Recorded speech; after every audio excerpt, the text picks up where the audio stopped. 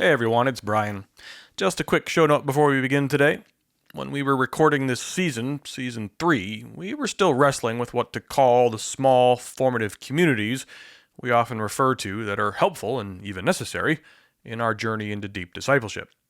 We've referred to them as immersive communities of formation, or ICFs, and 5-element communities. Down the road a bit, around episode 50, we finally just decided to call them greenhouses. That's the term that stuck, and if you go to our website, you'll find lots of information on greenhouses. So as you're listening today, you may hear some of those old terms, such as ICF and 5-element community. If you wouldn't mind, just mentally substitute the term greenhouse when you hear those older terms, and you'll be all set. Greenhouses are also covered in full in the Soil and Roots book, and you can find more information about that on the site or on Amazon. Thanks so much, and enjoy the episode.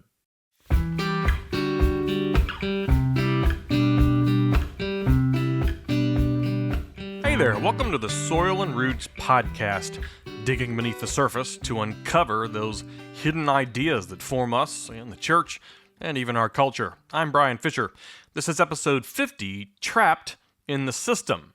We're continuing our exploration of the fourth key element of formation of discipleship, and that's intimacy. First, let's get some housekeeping out of the way. As a reminder, Soil and Roots is designed to be listened to in order, starting with, you guessed it, episode 1. Some of you like to jump around or just listen to specific episodes, that's great. Just note that current episodes and seasons do build on earlier episodes and seasons. I occasionally throw in some bonus episodes designed to review previous material and set some more context for our journey. Those episodes are helpful if you want to go back and get your bearings on some previous topics. Anyhow, if you're just tuning in and wondering what in the world is the Forgotten Kingdom or Heartview or the 6 core ideas, you might want to go back and start your journey at the beginning. The episodes are evergreen, so you're not going to miss anything if you just start over and take your time working through all 50 episodes so far. Alright, so let's continue our exploration of intimacy and why it's so essential for our discipleship. In Season 1, we talked about ideas of anthropology, what it means to be human, or more to the point, the unconscious assumptions we make about what it means to be human. Theologian James K.A. Smith proposed that modern Christianity actually has made some very wrong assumptions about what it means to be human. Humans are not primarily thinkers. We're not even primarily believers. We're primarily desirers. We're lovers. Yet according to Smith, modern Christianity functions as if we are primarily thinkers, or maybe believers, that most of our Christian experiences are based on presenting us with facts and information, and that we're formed more like Jesus based on our mental agreement to pieces of data. Smith suggests that modern storytellers and artists, and marketers, advertising execs are far more in tune with what it means to be human than many Christian institutions, that the shopping mall is more formative than the church building. We are what we desire, or as one of the Smith's books says, we are what we love. At the same time, we've latched onto this somewhat novel concept that we as humans are governed not by facts or perhaps not even by our beliefs, as we tend to define them, but we're defined by our ideas, unconscious, hidden assumptions and principles that power who we are. Philosopher Dallas Willard proposed that a true disciple is someone whose base ideas are progressively being transformed from dark to light, from bad ideas to God's really good ideas. So if Smith and Willard are right, in the very depths of who we are, in our guts, burrowed into the bedrock of our hearts, sit our desires and our ideas. And somehow these ideas and desires are commingled, they're deeply connected, they influence and impact each other. Willard went on to make some rather staggering claims about these ideas. He believed that evil spends most of its time and energy influencing idea systems, groups of interconnected and dependent ideas. The most efficient and dangerous way to steal, kill, and destroy is to promote idea systems that warp and corrupt and confuse the original idea system instituted before time began, and thus impact entire communities and cultures. In one sense, the forces of evil are crop dusters. They spread harmful assumptions through the air in the form of idea systems that harm large groups of people. So ideas are a really, really big deal that we hear almost nothing about in pop Christianity. If God's original idea system is designed for human goodness and flourishing, and any system that corrupts His is designed to destroy us, and evil primarily works in the realm of these idea systems, we might want to spend more time understanding and exploring these systems and how they work in our hearts, and importantly, how these idea systems change. If you check out the visual aid called Creation Picture 2 on the Resources tab at soilandroots.org, you'll remember that ideas exist in two places, in the air and in the soil. Ideas in the air are just that. They're the atmosphere into which we're born. If you were born in America, you were born into an atmosphere of ideas, such as freedom and rugged individualism, the American dream, bravery, equal rights for women, retirement as a life objective, and the almost ubiquitous availability of goods and services. We don't usually think about these things, they just are. They're the air we breathe. And we tend to transpose our ideas in the air onto everyone else and onto human history. We assume our atmosphere is just like everyone else's. It's a very human thing to do, but the reality is most of the ideas I just mentioned are actually very new in terms of human history and are still foreign in many places around the world today. We're also born into ideas in the air in relation to Christianity and our Christian experience. We assume these ideas to be good and true and accurate because, well, just because. Let's take the Bible, for instance. Everyone reads the Bible through a lens of ideas, unconscious assumptions. Some of our ideas are biblical, some are traditional, some are cultural. We all come to the Bible with a set of presuppositions, a set of unconscious ideas about the point and the purpose of the Bible. We all engage the Bible through a set of idea filters. Here's one simple example of a Bible-related idea. Have you ever been told that the Apostle Paul wrote the majority of the New Testament? I have. Paul wrote around 75% of the New Testament. But that's not entirely accurate. In terms of number of books, Paul did write the majority of them. But what about the number of words? What about the actual percentage of content in the New Testament? In that case, Paul is not the author of the majority of the New Testament. The person responsible for writing the most words is actually Luke. Here's another example of an idea that influences our engagement with the Bible. Years ago, I was chatting with a very biblically literate friend, and he expressed some frustration that people are still writing all sort of books about the Bible. His view is that we now know all we need to know about it and that we simply need to spend more time in the Word and stop writing other books about it. Well, we should spend more time in the Word, but are we assuming the Bible has been fully explored? I find that idea rather disconcerting, maybe even arrogant. If we've mined even 5 or 10% of the Bible for all of its depth, wisdom, and mystery, I'd be shocked. Should we stop exploring and probing the depths of God's second book?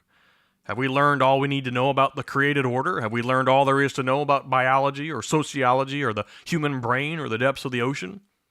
When we approach the Bible, do we approach it with the idea that everything that should be known about it is already known? Here's another one. If you've ever been trained to write or preach or teach or lead a Bible study, chances are you were instructed to present 3 things to your audience: observation, interpretation, application. What does the text say? What does the text mean? What is the text telling me to do? This is by far the predominant and accepted approach to teaching the Bible today. Observe, interpret, apply. Chances are the overwhelming number of sermons and teachings you and your parents and probably your grandparents heard were based on this simple formula. In fact, if we aren't taught some sort of application at the end of a sermon, we kind of feel like we've been cheated. Someone needs to tell us what to do. All right, fair enough. But if the overwhelming majority of sermons are based on this formula, and that formula must include a charge to go and do something as a result of what we've just heard or read, what do our hearts begin to assume about the purpose of the Bible? What is our unconscious idea about the Bible? The answer is, it's an instruction manual. The Bible becomes a book of commands. Every verse, every passage, every chapter must contain something that I must apply in my life. The Bible says X, so I need to go and do Y. Then why is 40-some% of the Bible written as narrative, as a story? Why is 30-some% of the Bible poetry? When was the last time we read Dickinson or Whitman or Keats and walked away thinking, here are the 3 things I learned from this poem that I need to do this week?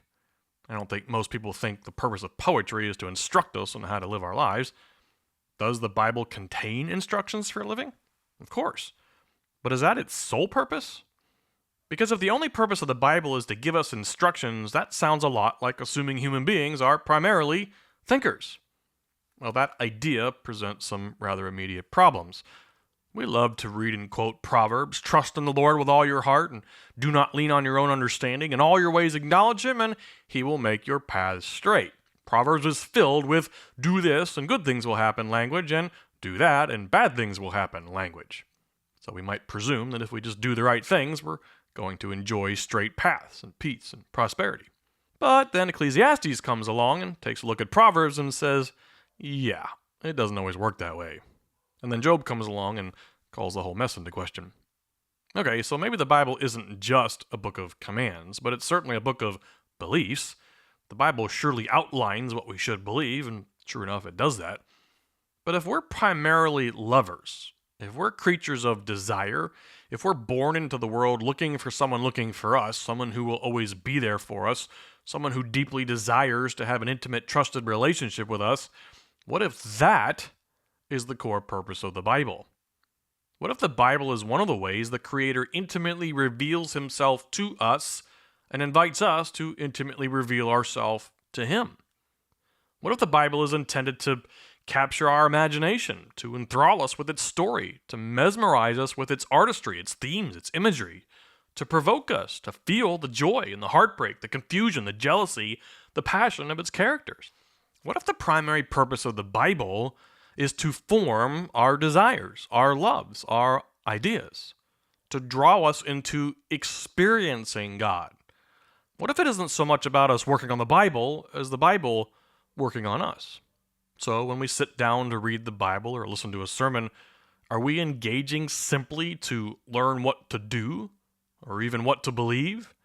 Or are we experiencing God as he reveals his heart to us and we to him? Which brings us to ideas in the soil. If ideas in the air are systems of ideas we're born into and they're present in culture and in our churches and most importantly in our families of origin, there's a subset of those ideas that seep down, way down into the bedrock of our hearts. These are the ideas that mold and shape us. Back in episode 8, we talked about the 3 ways ideas are formed in our hearts: initially, abruptly, and progressively. We're born with certain ideas baked in, and ideas can abruptly form or modify, usually through trauma or divine intervention. But most of the time, these unconscious assumptions and principles change slowly, progressively. Let's go back and review the 6 core ideas. We haven't talked about these in a while. There are dozens and dozens of categories of ideas and presumptions, assumptions that sit in the depths of our hearts. But there are 6 categories that powerfully govern who we are and how we relate in the world. Here they are again: ideas of identity, anthropology, value, power, purpose, and love. Who are we? What are we? What are we worth? What authority do we have? What is our purpose? And what do we love? These 6 core ideas form the structure, the basis, the foundation of every idea system. They form the basis of critical theory and woke ideology and Marxism and Buddhism and Islam. Every political ideology, every cultural ideology, every social structure, every religion, every institution is built on and manifests these 6 core ideas. Now, there's only one original idea system, and that's God's. And there's really no confusion or ambiguity about what the 6 core ideas are in his system. He clearly outlines his system in the Bible, and he actually gives us some pretty deep insight into it in creation as well. The confusion arises when our hearts embrace downstream derivative idea systems. Because every other system is derived from God's, every other system is a corruption, a malicious adaptation, a purposeful, harmful twist on his original ideas. Now, you and I are presented with alternative idea systems every day, all the time.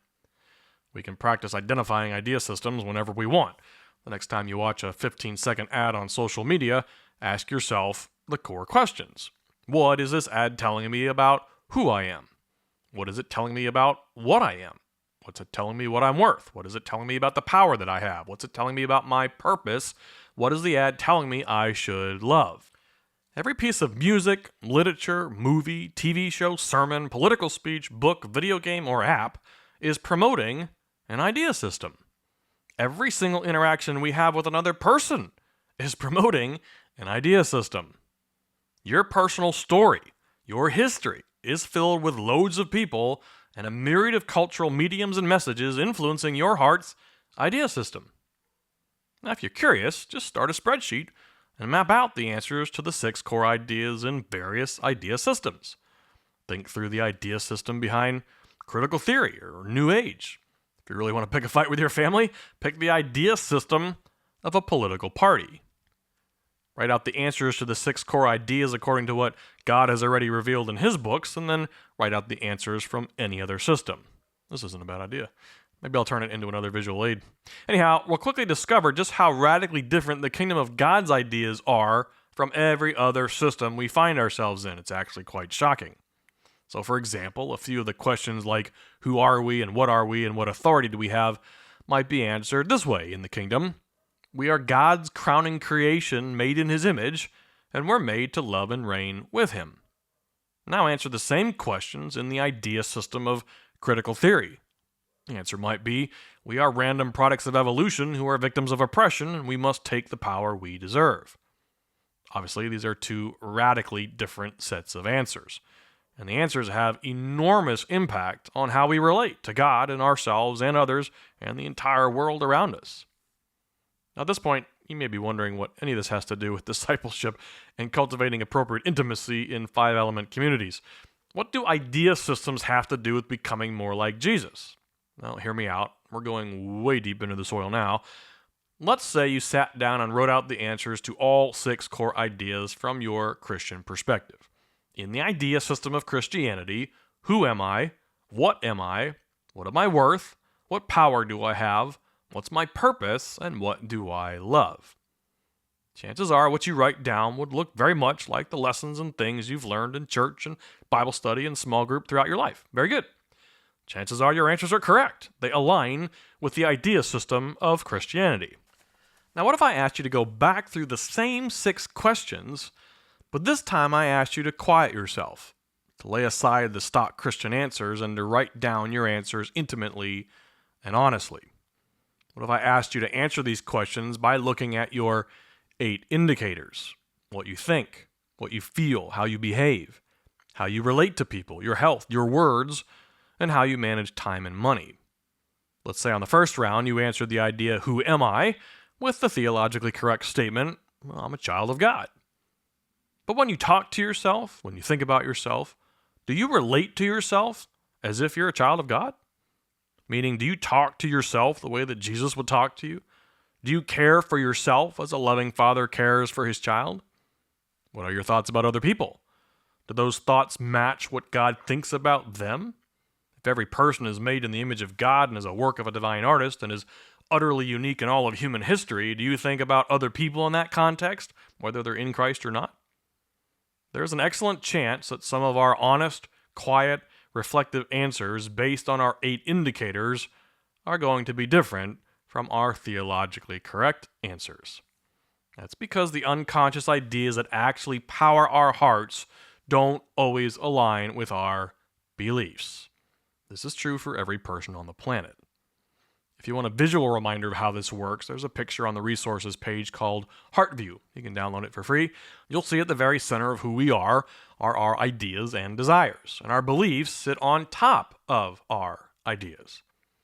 So in my case, if I were to honestly assess my thought life, I admit I don't always think of myself as a child of God. I don't even address myself in those terms. I have difficulty seeing myself as God sees me. My thoughts about other people are often more kind than my thoughts about myself, but I have absolutely derided, devalued, and even murdered the character of other people in my thoughts. I have been woefully unkind to my own wife and sons at times in my thoughts. I know how to put on a good face and say all the right Christian things. I know how to play the part, but does my heart, in its base ideas and desires, truly seek the goodness of my neighbor or even myself? Once in a while, but certainly not always.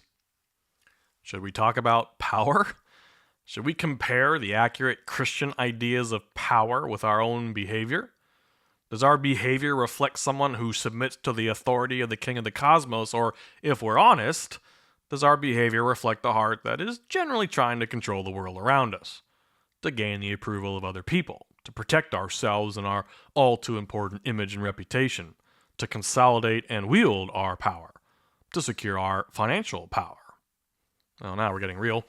When we finally get down to the bedrock of our hearts, we discover that we all too often have ideas and desires down there that actually look very little like our stock Christian answers to the 6 core ideas. How do we know? Just look at the 8 indicators. Hey Fish, are you saying that my debit card statement will tell me more about the true condition of my heart than my Bible study? Generally, the answer is yep. Our bank statements do tell us more about the true ideas in our hearts than our church activities. If the point of our discipleship is to become more like the person of Jesus, that journey is far more than agreeing to accurate doctrinal statements. It's a journey of determining whether the actual ideas and desires in our soil align with those doctrinal statements.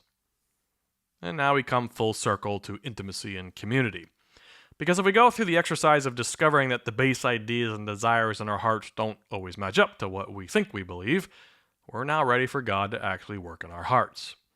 How can I become a person who thinks of myself as a genuine child of God? How can I come to love my enemies and not murder them in my heart? What might it look like for my debit card statement to show a heart that is actually aligned with the ideas of my King? Well, by now it's obvious that transforming our ideas can't possibly be simply a matter of instruction. After all, we may well have a theologically accurate belief system learned through instruction. But for various reasons, those beliefs don't settle all the way down to the level of our ideas and desires. So here's the rub. Our base ideas and desires are often formed not through instruction, but through experience, through relationship. My struggle to think of myself as a child of God is not a doctrinal challenge. My heart is formed by being in relationship with others who relate to me as a child of God, who experience me as a child of God. This is why our earliest years are the most formative in our lives. A baby's heart is formed through experiencing other people, by being with them. This is the mystery of marriage, two becoming one through experiencing each other over time. This is how a debit card statement begins to reflect the heart of a person becoming more like Jesus. Budgeting classes are great. They're helpful. Being in a relationship with people who treat you like Jesus treats you is even better.